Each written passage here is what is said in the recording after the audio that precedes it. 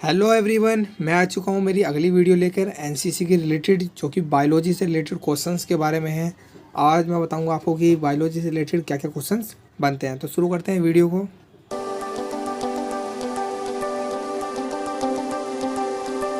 कर रहा हूँ अपने इस चैप्टर भोजन की आवश्यकता से।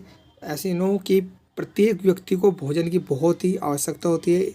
चाहे वो व्यक्ति कुछ कार्य करे ना करे, उसकी शक्ति का जो निरंतर ह्रास होता रहता है, यानी कि उसकी ऊर्जा कम होती ही रहती है। उसी ऊर्जा को दोबारा पाने के लिए हमें भोजन की आवश्यकता पड़ती है, ताकि शरीर की जो टूट फूट है, मरम्मत है, या वो सब पौष्टिक भोजन से मिलती रहे।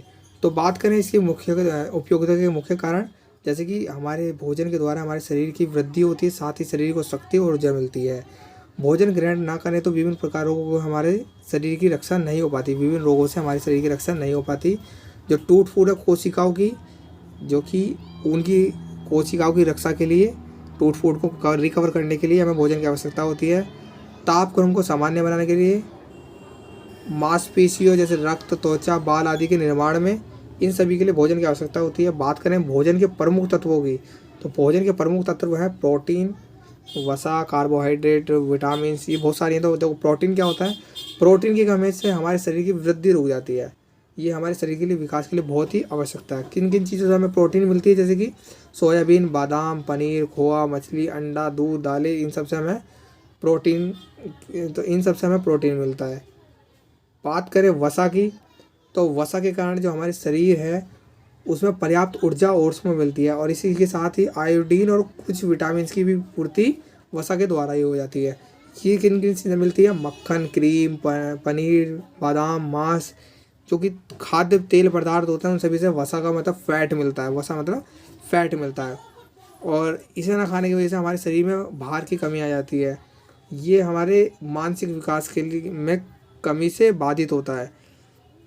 बात करें कार्बोहाइड्रेट की, तो ये बहुत ही इंपॉर्टेंट चीज़ है हमारे बॉडी के लिए। इसके ना खाने की वजह से हमारा वजन धीरे धीरे गिरता चला जाता है। कार्बोहाइड्रेट हमें आलू से, चावल से, शकरकंदी से, चीनी, गुड़ और अनाजों से मिलता है। और सबसे अधिकांश जो ऊर्जा में किसी में मिलती है बॉडी में, तो कार्बोहाइड्रेट से मिलती है। बात करें विटामिन्स की, तो शरीर के जो समुचित विकास में विटामिन्स का बहुत ही अहम रोल है, चाहे वो बीमारियों की प्रतिरोधक क्षमता बनाने में, या किसी भी तरह की अलग तरह की वृद्धि के लिए। तो विटामिन शरीर के समुचित विकास में विशेष रूप से उपयोगी सिद्ध होता है, और ये अलग अलग तरह की क्रियाओं को संचालित कराता है हमारे शरीर के। तो अगर मैं अलग अलग विटामिन की बात करूँ, तो पहली विटामिन होती है विटामिन के, जो हमारे शरीर के विकास के लिए प्रतिरोधक क्षमता का निर्माण करती है, और साथ ही नेत्रों को स्वस्थ रखने के लिए काम करती है। तो विटामिन ए किस लिए काम करती है, नेत्रों के लिए। अगर इसकी कमी से जो होने वाले रोग हैं वो है पायरिया और रतौंधी। जो पायरिया रोग होता है दांतों में लग जाता है, और रतौंधी आँखों की कमी से रिलेटेड रोग है। बात करें विटामिन बी की, तो विटामिन बी, जो एक बार और बता दूं, रतौंधी रोग जो होता है इसे नाइट ब्लाइंडनेस भी कहते हैं। इसकी वजह से कुछ हमें कलर्स जो होते हैं रेड और ग्रीन, ये दिखते नहीं हैं। बात करें विटामिन बी, तो ये हमारे मस्तिष्क और हृदय की थकान को दूर करने के लिए, त्वचा को रोग मुक्त करने के लिए बहुत ही आवश्यकता है। साथ ही एनीमिया नामक रोग से भी, एनीमिया क्या होता है कि खून की कमी को एनीमिया कहते हैं, उसकी कमी को पूरा करने के लिए विटामिन की जरूरत पड़ती है। इसलिए तो हम गाजर, पालक, लहसुन, दूध, मटर, सोयाबीन सब खाते हैं। तो इसमें जो इसकी वजह से जो रोग होता है वो बेरी बेरी होता है। एक बात याद रखिए, विटामिन बी से याद रख लीजिएगा, बेरी बेरी, बी से बेरी बेरी, तो इसकी वजह से ये रोग हो जाता है। तीसरा है विटामिन सी। तो विटामिन सी हमारे शरीर में प्रभावित होने वाले रक्त को शुद्ध करता है। विटामिन सी जो मिलता है वो खट्टी चीज़ों से मिलता है। जितनी भी एसिड वाली या जो खट्टी चीज़ें हों, उन सबसे विटामिन सी मिलती है, जो कि हमारी हड्डियों और दांत के लिए आवश्यक है। जैसे कि नींबू, संतरा, आंवला, ये खट्टी चीज़ें जो हैं, इन सबसे विटामिन सी मिलती है। और इन्हीं विटामिन की कमी से हमारे स्कर्वी रोग हो जाता है। स्कर्वी रोग क्या होता है, जो हमारे मसूड़ों में खून निकलता है, वो स्कर्वी रोग होता है इसकी कमी से। साथ ही विटामिन सी आँखों की रोशनी को तेज करता है और बालों को मजबूती देता है। बात करें विटामिन डी की, तो विटामिन डी कैल्शियम और फास्फोरस जैसे लवणों का शोषण करता है हमारे शरीर में, और ये हमारे दांतों, हड्डियों को मजबूत बनाता है। अगर इसकी कमी से सूखा रोग हो जाता है बच्चों में, अगर विटामिन डी ना मिले। इसलिए धूप में बैठना भी ज़रूरी है, क्योंकि विटामिन डी हमारे शरीर में जो धूप है हमारे शरीर में विटामिन डी का निर्माण करता है। बात करें विटामिन ई की, तो ई का जो काम है वो प्रजनन शक्ति का विकास करना है, यानी जो प्रजनन शक्ति होती है लेडीज़ में उसकी शक्ति का विकास करना है विटामिन ई का। ये दूध, मक्खन, पत्तियों वाली सब्जियों से मिलता है और इसकी कमी से पुरुषों में नपुंसकता और स्त्रियों में बांझपन आ जाता है। तो विटामिन डी भी इम्पोर्टेंट है हमारी बॉडी के लिए। बात करें विटामिन के, तो विटामिन के रक्त का थक्का जमाने में, यानी जो ब्लड क्लॉटिंग होती है, मान लिया अगर विटामिन डी की कमी, के की कमी है किसी के बॉडी में, तो होता क्या है, अगर आपके कहीं से हाथ कट जाता है तो खून रुकता नहीं है, कंटिन्यू निकलता चला जाता है, तो ऐसे कंडीशन में आपकी मृत्यु हो सकती है। तो विटामिन के आपके बॉडी के लिए बहुत ही हेल्पफुल है, जो कि ब्लड क्लॉटिंग करने में, रक्त का थक्का जमाने में इम्पोर्टेंट है। ये अंडे की जर्दी, गेहूँ, चोकर, पालक, पत्ता गोभी, टमाटर आदि से मिलती है।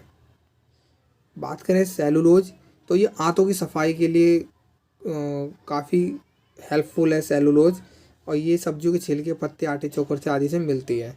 और कुछ खनिज लवण होते हैं, मिनरल्स होते हैं, ये खनिज लवण phosphorus, calcium, iron, iodine, sodium, potassium, copper, ये सभी जो लवण होते हैं हमारे शरीर की दुर्बलता को दूर करने के लिए और शरीर को शक्ति प्रदान करने के लिए और हमें निरोगी बनाने के लिए आवश्यकता होते हैं, जो हमें सब्जियों, दूध, फलों से मिलते हैं, जो कि हमारी ओवरऑल बॉडी का ग्रोथ करते हैं। बात करें जल की, तो जल का हमारे जीवन में बहुत ही इम्पोर्टेंट रोल है। हमारे शरीर का लगभग 70% भाग जो है वो वाटर से ही मिलके बना हुआ है, और जो हमारे शरीर का तापमान को नियंत्रण करता है। जो हमारे पसीने निकलते हैं जल के रूप में, वो हमारे टेम्परेचर को उस एनवायरनमेंट के हिसाब से अकॉर्डिंगली सेट करता है जो पसीना निकलना है।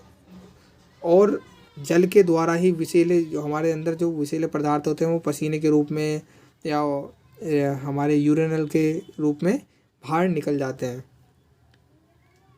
बात करें संतुलित आहार की, जो संतुलित आहार क्या है, शरीर के समुचित विकास की दृष्टि से प्रत्येक व्यक्ति को संतुलित आहार लेना चाहिए। और संतुलित आहार का आशय उससे है जिसमें भोजन के समस्त अवयव और आवश्यक तत्व उचित अनुपात में प्राप्त होते हैं। किसी भी व्यक्ति के संतुलित भोजन को निर्धारित करने के लिए ये जानकारी प्राप्त होना चाहिए कि उसके भोजन में कुल कितनी ऊर्जा आवश्यकता है, जो कि कैलोरी के रूप में होती है। कितनी कैलोरी, कम से कम आपको दिन में 3000 कैलोरी बर्न चाहिए। आपको 3000 कैलोरी खानी ही खानी है भोजन के रूप में। तो बात करूँ आपको एक ऐसा पदार्थ जिसमें सभी विटामिन, सभी खनिज लवण मिलते हैं, तो वो है शहद। शहद एक मात्र ऐसा पदार्थ है जिसके अंदर आपको सभी मिनरल्स, सभी विटामिन, सभी खनिज लवण मिल जाते हैं। और अगर बात करूँ सभी विटामिन मिलने वाली, तो पपीता एक मात्र ऐसा फल है जिसके अंदर सारी विटामिन उपस्थित होती हैं। तो आज की वीडियो ख़त्म होती है इन चीज़ों के साथ। इस वीडियो को शेयर करें और चैनल को जिन्होंने अब तक सब्सक्राइब नहीं करा वो चैनल को सब्सक्राइब कर लें। Thank you.